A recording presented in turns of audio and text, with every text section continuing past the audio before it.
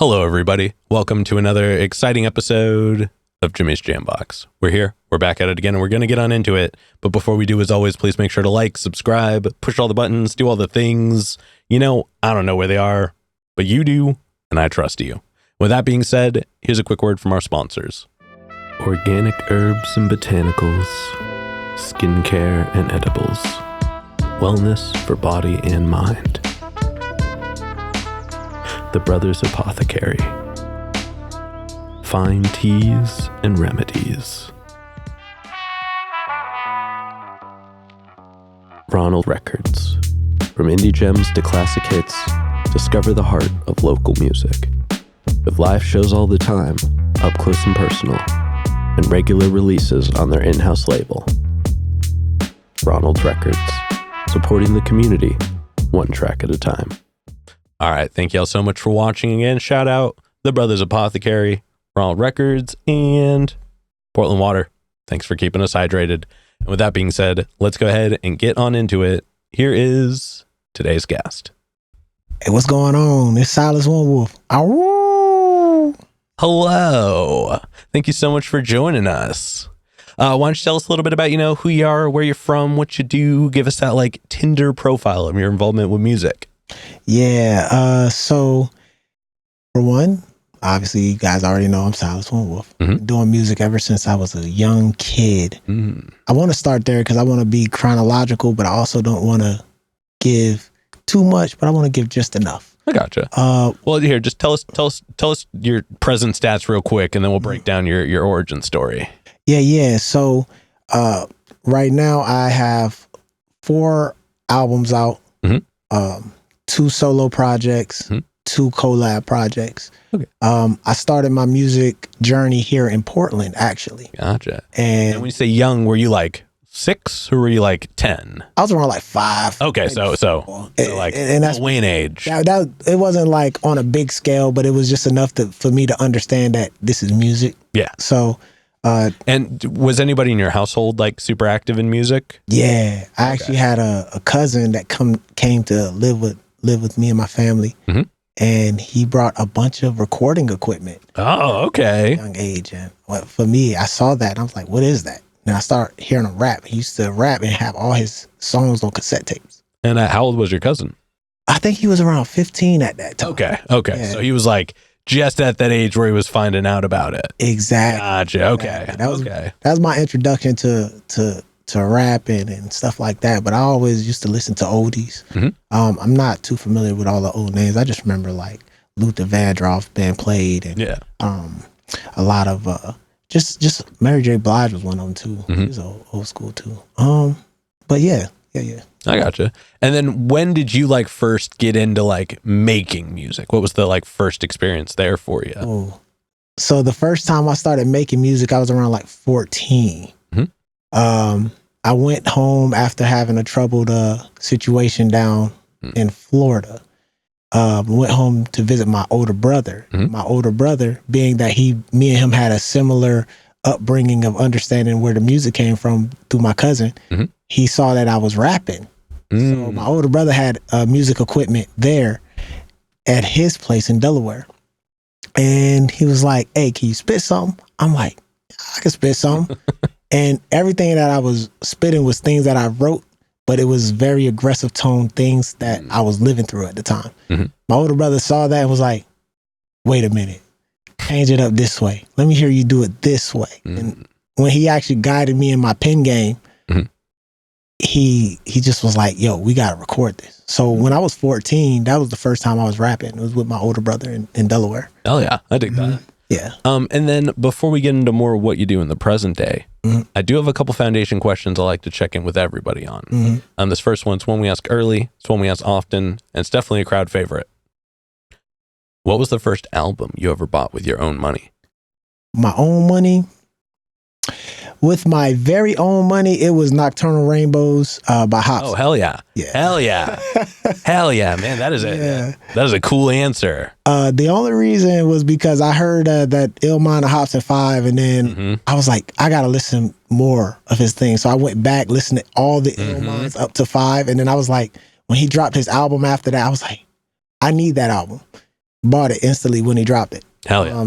And it kind of gave me an understanding of like being raw and authentic, but just angry. There's a lot of different things about the anger that you can channel your words into, like being able to, I want to talk about this way. I want to talk about that way. And he just embodied that really well. He's really smart like that, you know, that like he knows how the words work. And like, he was able to kind of understand the formula in a way that he was able to transmit kind of more emotion through a little more directly. But definitely stayed in that lane of like more harder hitting, a little more aggressive, more often than not. Yeah. And I wasn't even like, I didn't even know that type of rap existed outside of Eminem. Yeah. So, well, I mean, it's weird because to be defining in that sound, you have to be far enough removed from like obviously trying to be Eminem vibe. Exactly. And it's easy to fall into that realm just because his delivery was somewhat particular, his appearance was somewhat particular. Like you could push the button a little more easily. So like to be somebody who could do that, but was like easy enough to separate from as well. Like it made it really easy to like acknowledge him as the individual artist and appreciate the talent. Yeah. That's a talented guy. I wish I could meet him one day. Hopefully in this journey, I'll run across him in his white contacts. Isn't he getting into music again now? Didn't he take a break? I don't keep up with anybody, unfortunately. Currently, he hasn't had anything out. I think he does this thing where he'll drop music and then he'll randomly have this inspiration to drop more music. Because he's kind of well known for what he's done. It does big numbers when he drops and then he disappears again. So he's kind of doing like the reappear, disappear now. So I don't currently know what he's doing, but I'm not really following him like that because I got a lot of things going on. Well, I'm sure he's watching. So Hobson, tap in. Let's get you going. But getting back to you, what was the first live show you ever went to that was specifically one you wanted to go to? So like you saw it was happening, you got the tickets, you went to it. I'm gonna be honest with you. I have not paid for a live show. Financially speaking, I wasn't in the right pocketbook to be able to do that. You feel me? So I wanted to do go to a lot of different showcases, but nothing at the moment because my head was not where everybody else's was when it came to music in that aspect of wanting to go to concerts and stuff. You know, like Michael Jackson or something. If he was still alive, I would have went to one of his. Fair. I had the opportunity to. Fair. So yeah, I'm really iffy on like what live shows I want to go to because like I want to be able to like experience it close enough. So like I can't pay for the tickets that are far away. So I'm not gonna pay $1 billion to like stand there and be like stuck and all sweaty. You know what I mean? Like you know, I'm past that now. So it's a gray area, but I totally get it. And before we officially get into the now, do you have a defining moment where you decided you wanted to take music more seriously? Yeah, I hated my job. No, I had a. T-Pain has a song about that. Pretty much. So I was going through a lot of things during the COVID season. I was making music on this, like just behind the scenes, just writing. But my job, because of so many policies and procedures being put down, it kind of affected my pocketbook a little bit, and it made me switch my gears to actually focusing on myself during that time because we were all isolated. So it's like, what can I be as an individual outside of this corporation? So once I started realizing, hey, I still got my pen, I still got my pad, I could just start making music. So I started writing the whole album during that 2-year period. I ended up having my son. And then after that, I ended up going to a showcase called The Flow Show. Shout out to The Flow Show. It was, and I got to give a shout out to Jedi on that. You know, just being real. He introduced The Flow Show to me, and I took the reins to be able to say, you know what, I'm going there now. Didn't know how that was going to turn out, and I didn't know I was going to take it this far, but here I am. That's kind of how that started. Hell yeah, I dig that. Well, thank you for sharing that. But let's go ahead. Let's get on into more of the present day. And we're going to get a super easy one out of the way first. How'd you pick the name? I had a username. Okay. Okay. This is becoming a more, not like every other day kind of thing, but this is becoming a more and more common answer. Yeah. My first username was King Siler. And then I always had an affinity for the wolf. So I was like, you know what? There's a lot of people named King. I want to just be Silas1Wolf. And then I was like, nah, I want to be one wolf, not multiples. So you know what? I'm going to put Silas1Wolf, the one that you could actually come to, because there's a lot of wolves out there. So that's kind of how I came up with the name. Also, how I carried myself. I've always been like a solo wolf, but when it came down to it, I'm able to gather the pack. I'm a pack gatherer. So yeah, that's kind of how I got the name. Oh yeah, I dig that. And it's cool. It's easy to spell. It's easy to remember. It looks cool. You know what I mean? It's got good proportion. I do this bit where I break down names. Sorry. Meant to say that in the beginning, but like formulaically, it works. And so like, even though it is a little more on the, I'd say, abstract side, because it's not like it's so comfortably still on like just the regular side. So like, even though it does look unique, it's cool. Cool. There was a lot of times where I've had a lot of people misspell my name when they put it up on flyers. Call me Silas1Wolf. Silas the Wolf.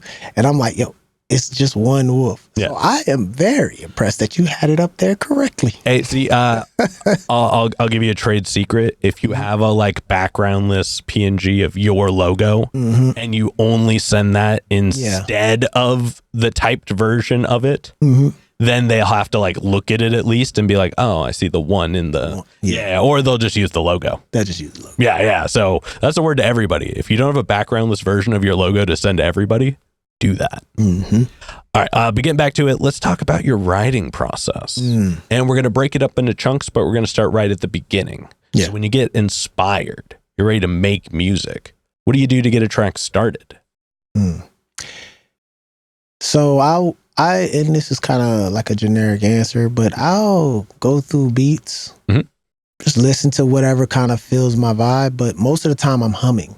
I do a lot of humming. So I'll hum before first I'll hum. That basically is an indication for me that I want to make some sort of music. Then I'll start freestyling a cappella, stuff that I used to do before all of this technology stuff. And then I'll probably pin a few things. And then at that point, I'm like, you know what? Let me find a beat because I need to get this out. Humming is a huge indication of like me wanting to put something down on a piece of paper. So it's like your body's way of saying it's time to make music. Exactly. Interesting. So it will it happen where you catch yourself doing it? Or do you just like kind of start and you're like, yeah, maybe if I hum a little. Yeah. Okay, maybe I keep humming. Like, do you inspire the hum or does the hum just suddenly start happening? It just start happening. Okay. And most of the time, like, I'm a shout out to my wife. My wife was like, you about to make a new song now, huh? The first thing, I'm over there humming. And she's like, you thinking about making a new song, ain't you? Because she'll hear the same hum over and over. She walks over and turns on your computer. Hey. She's like, where you about to go? I'm about to go to the car. And the car is my studio space. So I go in there and I'll sit in the car and I'll write songs. And like that's when I start getting into it. Once I go to the car, it's a wrap. So when I'm ready to make music, I'll start hearing the humming in me. So yeah, I dig that. And then I guess when it comes to the words and such, are you always freestyling? Do you do pen to paper? Do you put it in your phone? First I'll freestyle until I get like a good cadence, a good hook. And then I'll just start writing. And most of the time it's not like I do blackout writing. Sometimes I just write random words that rhyme until they start fitting. Then once I start realizing that the words actually are coming together formatically and it's starting to actually sound like a song, I'm like, this must be something that I need to talk about. Yeah. Because a lot of times there's a saying, out of the abundance of the heart, the mouth speaks. So a lot of times you got a lot of things that you want to say unconsciously. And then when you give your body the ability to put it out some way, you'll just start writing random stuff. You just kind of put the pieces together at that point. So I don't know if that answered the question. Hey, no, totally. And then once you get a track finished writing, so it's like you're ready to start memorizing it. How long does it usually take you to feel comfortable enough to perform a track? Oh, I gotta know the track. So most of the time, if I'm making a song, I'm trying to figure out why I made it the way I made it. So in order for me to be able to perform it, I gotta really feel and understand why it is that I made it. So that way, when I do perform it, it comes across the way it needs to come across. So it may take weeks, it might take months. Sometimes I won't perform that particular song until I feel like I'm comfortable enough to share the message that's in the song. So depends on the need, the time frame, the event. It really just kind of depends on what it is I'm getting into when it comes to the music. Gotcha. Okay. All right. Now I want to talk about some of your music. So I jumped on ye old Spotify. Yeah. And you've got a good amount of music going all the way back to 2022. And after checking it out, at least as much as I could, I got to say, you definitely have range. You've got bars, you've got melodies, and you have this really solid ability to kind of adapt to just whatever beat you're on. Yeah.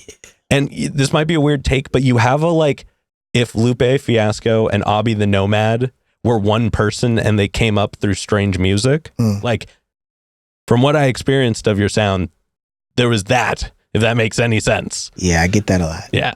And you've worked with a ton of people that have been on the show. I mean, King Tay, Jamie Fortune, Jedi, and you've done 2 full albums with Trey Fordeus. Yeah. And the most recent one, Exodus from Babylon 2, we actually talked about on his episode. So I'm not gonna do too much of it here. But I did want to go back, and I did know Smiles in a March episode of when I was still doing the listens segment. So we've already talked about your most recent track. So I decided to dig into the vault. I went back and I checked out a track called Young Fella. Yes, off your 2022 album, Elias and the Beanstalk. And I mean, obviously I picked it because it's super solid. It's a cool track, but also it's wild right out of the gate. You just nail it. And I mean, it's crazy that you start with the hook. That's a dicey move. It does not get pulled off often. So to be able to nail that, kudos to you. Because AFI's Miss Murder ruined that for all of time. But on top of that, you just had this delivery. You just from the start, you were laying it down. And there was this, I'm going to butcher a line, but there was a moment where I was listening to her. I was like, I know this is going to be good. And it was the part where you were like, so vivid, the imagery can't be a gimmick. This feeling's divisive, duality spitting, my mind's in two, my mentality's smitten. Just, whoa. Whoa. Just that, and it's so early on, just the fact that you just busted through the gates swinging right at the start of that track. And it's so early on in that album, which is just quality from start to finish. Super cool experience. So before I get into my regularly programmed question here, is there anything you can share with us about that track? I hated that track. No. What did you hate about it? I'm so curious. It was so out of pocket for me. Interesting. The only reason I say out of pocket was because it challenged me. But at the same time, it just wasn't my comfortable thing. And that was actually one of the first few songs that I performed on the Flow Show. It was Notice Things and Young Fella. And Young Fella had everybody jumping. And I was like, so I'm guessing this was the right pick. The reason why I didn't gravitate towards it was because I didn't know if that was me speaking or something else. Because when I wrote that, I'm thinking man, all these double time speeds and different flows. Am I really going to be able to pull this off? Does this even sound right? Gotcha. I had Jedi in the car with me. Shout out Jedi. Had Jedi in the car with me when I actually played it for him. And he was like, no, this is it. You got to perform this one. I said, bro, are you sure? He's like, nah, you crazy if you don't perform this. So, for me, I looked at it I was really frustrated with my life in my career field. And I was really frustrated with people downplaying my pen, my overall abilities as a person, and that just came out in that song. It was a flex for me. Well, I mean, you nailed it then. Yeah, Like, you definitely hit the nail on the head with that one. But when I actually put that out, it was one of them things where it's like, this is the statement that I'm going to make, even though I don't like it. So interesting. Yeah. Well, just being honest. Nonetheless, it's a cool track. Mm-hmm. I like it. I'm sorry to hear that you don't love it as much as it seems a lot of people do, but it's your music, so you're allowed to approach it however you want. And you'd be surprised how often the like song that hits with everybody is the one that the artist is like, I'm not really even in love with that track. Yeah. So like, not as uncommon as you'd think, but I appreciate you sharing that. Mm-hmm. We will segue now into the regularly scheduled question here. Yeah. Out of all the music you have available, what are some of your favorite tracks to perform? Oh, so right now I got off my Spirit album. It's called Good Steward and What It Is, only because it's more turned up, much more vibe. And then there's also Conscious Unconscious. I don't know if you heard that. I did. That right there, it kind of gave you a segue into the deeper parts of my mind. It's funny, that track, and what was the track before it? What was the name of the track before it? Right before that one? So I had Spirit, which was the very first one. And then there was The Flesh. And that's the track before Conscious Unconscious? Yes. So those two tracks, I'm pretty sure it was those. I remember Conscious Unconscious was one of them, and I can't remember if it was the one before or after. But the two of them together, I almost talked about instead, because there was just this interesting like duality between the two that I thought really showed your range really well. But I wanted to go deeper back. That's why I ended up landing on Young Fellas. And now I regret not doing it. Hey, you still got time. Yeah. It's good. Well, I didn't write the notes for it, so it doesn't help me now. But that is a cool experience in your musical catalog as well. So that makes perfect sense. But now I want to take a moment. I want to zoom out. I want to look at kind of more music as a whole. What are you listening to right now? What are you taking in?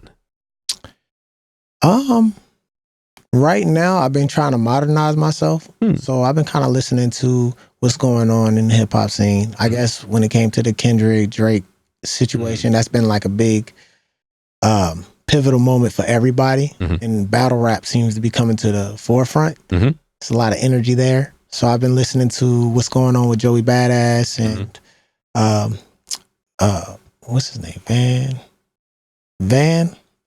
Ray Vaughn. I apologize, Ray Vaughn. Okay, I'm the worst with names. I would have never gotten it. Them coming on me. Hey, look, I'm just going through the motion. Daylight and quite a few other artists out there. I'm just kind of paying attention to what's going on with that. As far as like frequent, like constantly listening to, I got to give a shout out to a local artist. Please. Egypt. Oh, hell yeah.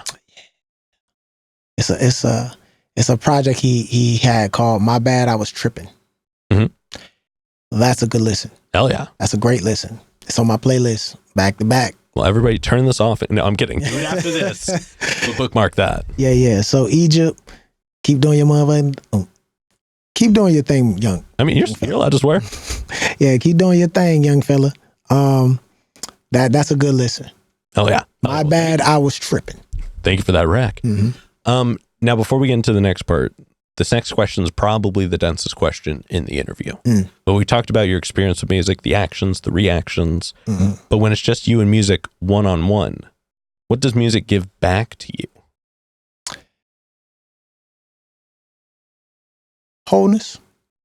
Yeah. Feel a lot more myself when I get it out, because it's no longer controlling my actions, my feelings and stuff. So when I actually put it out on music, I feel way better, because now I can kind of let go of some things.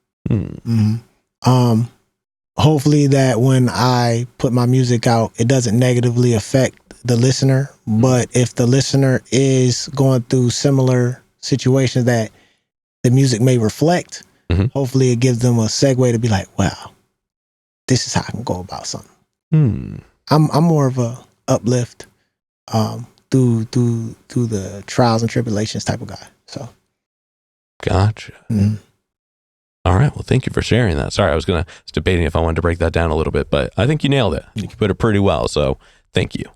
Now we're going to go ahead. We're going to move on to some hypothetical questions. And for these, sky's the limits. The questions are all made up, so the answers are allowed to be as well. Okay. But this first one is pretty straightforward. If you could work with any one person, the only requirement is they have to be alive. Who would you want to work with, and how would you want to work with them? Only because I want to test my pen game and see if it's actually really there, which I feel like it can be. And everybody keeps thinking that that's who I sound like. I wouldn't mind working with Lupe. Okay. Okay. Yep. I mean, I wouldn't mind working with Lupe if you're watching. Hey, I don't want to say it like that, but like I'm gonna be honest with you. Yeah. Well, I mean, Lupe Fiasco. I mean, he's just good. He's not spoken about quite the right way, but he went in a really weird direction, and I'm willing to acknowledge that.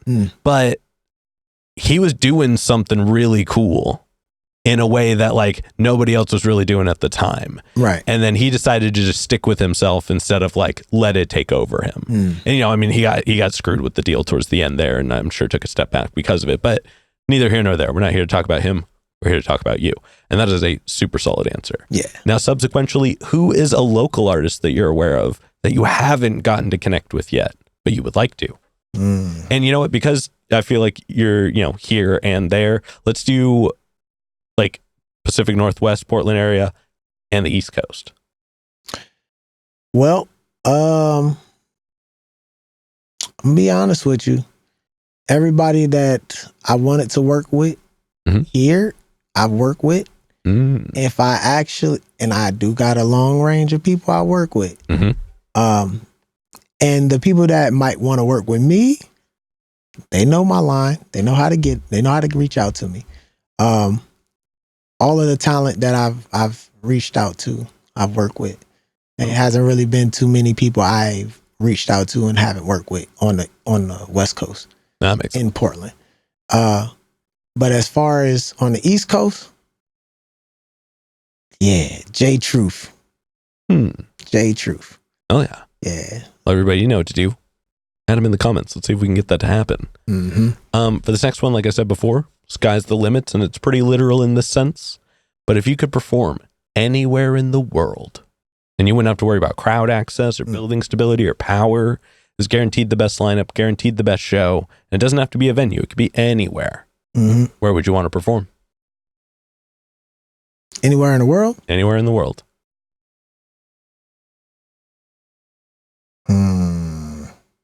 I would want to perform maybe in Jerusalem. Ooh, interesting. Yeah. Oh yeah, I dig that. Anywhere in particular, or just like it's anywhere. You'll figure it out when you get there. Yep. I dig that. Figure it out when I get there because it is quote unquote the Holy Land. True. I would like to place my feet there one day. I dig that. And then to wrap up the hypothetical questions, if you could get one more album from anybody, they could be alive, they could be dead, they could have not put out an album in 100 years, they could have put out an album yesterday. Who would you want an album from? Well, I always say, let the dead rest. So whoever's alive right now, aka segue, actually, I do got an album that I want to put out, and it's probably going to actually be put out. I don't know if that's a good answer, but I actually do got a project that I'm working with somebody on. So I could drop a name, right? Well, I would say put that in your what's coming up. A whole portion for that. Oh, well, yeah, shoot. So this is any album, anybody, any time, any place, anywhere. So, I mean, you want another Beethoven album? Say the word. I would want to make an album with Chris Brown. Okay. Yeah. Okay. I feel like that's a reach. Like I feel like I can learn a few things with the way he approaches music, because he can rap and sing at the same time. Yeah. I can't do either of those, so mad respect for him. Oh yeah, that's a super solid answer. All right, with that being said, we are going to go ahead and start wrapping this up. What can we look forward to in the next 6 months? Hey, King Tate. What's up, man? Oh, shout out King Tay. Got something coming up. I don't know if he wanted me to say anything about it now, but I mean, you can keep it vague. Yeah. But we working on some magic, and okay. I can't wait for the masses to hear that. So it's coming, King Tay. It's coming, and then I also got a solo project that I'm working on. Mm-hmm. I don't know when that's gonna drop, but I believe it's gonna drop sometime next year. But it's gonna be one of my more thought out, more mature, and more full albums where you're really gonna get the raw and rugged, like not the cryptic, not the super melodic, but you're gonna get and understand exactly what I'm trying to say. See, I hope you can drop it before the end of December of this year. That way you can keep the pattern going of solo album, collaborative album with Trey, solo album, collaborative album, solo album. It seems every like year, that's the thing. It like there's the pattern there. So shoot for it if you can, but don't rush the music. Yeah. I'm just putting it there because I saw it. I was like, oh, this is cool. Yeah. As you may have noticed by now, I like when things are organized that way. Yeah. But it's your music. Super excited for all of it. For this next one, go and look straight at your camera. Tell everybody how they can find you. Hey, you can find me on all social media platforms. TikTok, Instagram. I am on Facebook, Shamari Stevenson, and I'm on Spotify, iTunes, every musical platform as well. So you can find me there. And then also you can find me at Silas1Wolf Productions. It's a website for you. So it's Exodus from Babylon, Exodus from Babylon, EFBII.com. Yeah. Sorry. Oh, yeah. It'll be on the screen as well, so everybody will see it. And then any other plugs, any other shout outs, anybody else you want to put on while you're on here? Shout out to Trefo Deuce. Shout out to K Wayne, King Tay, the Rosie Collaborative. Shout out to Jamie Fortune. Shout out to Egypt Wild Trip. Shout out to Dejan, my homie. He here with me. But shout out to everybody that's been involved in my journey, my family. You feel me? I gotta let y'all know. My big brother, the one that's been like the person I can call. It's a lot of shout outs, I'm sorry. Yeah, all good. And just shout out to everybody that's on this journey with me. You feel me? Yeah. Shout out to you. You who's watching, because you matter. Hell yeah. Thank you for your view. All right, now with that being said, we've got one last question to go. But before we do, I'm gonna steal the camera for just a second. Yeah, do you think? As always, y'all, please make sure to like, subscribe, push all the buttons, do all the things. I don't know where they are, but you do, and I trust you. And one more shout out to the Brothers Apothecary, Ronald Records, and Portland Water. Thanks for keeping us hydrated. And with that being said, the final question. And this is entirely up to your interpretation. But in all of music, what is an album you feel is more on the obscure side? So it's a bit of a deep cut. It's one not a lot of people would know. It's one you think everybody should know. Oh, I'm hoping everybody knew T.I.'s I'm Serious. Oh, hell yeah. Yeah, I grew up in that era. It's a wild thing. It's a wild thing, but you'll understand where I come from when you start listening to that, because it's like, okay, I get it. That's a super solid right. I wish T.I. got spoken about more, just for like a lot of like what he even did early on. Yeah, but I don't know what his later story is. So I don't know where he stands in anything anymore. But yeah, that is definitely a man who was putting in the work in ways that I think a lot of people didn't understand groundwork wise. That right there was a solid body of work. And I think he was playing around with like where he was going to fit in the industry with that. Yeah. Oh yeah. All right. Well, thank you so much for that, Rick. With that being said, we are going to go ahead and wrap this up. Thank you so much for joining us today. Yeah. Thank you. Yeah. And this has been another exciting episode of Jimmy's Jambox. I'm Jimmy. And I'm Silas1Wolf. And we're signing off. Later, y'all. That's a wrap. This is not a podcast. This is a show.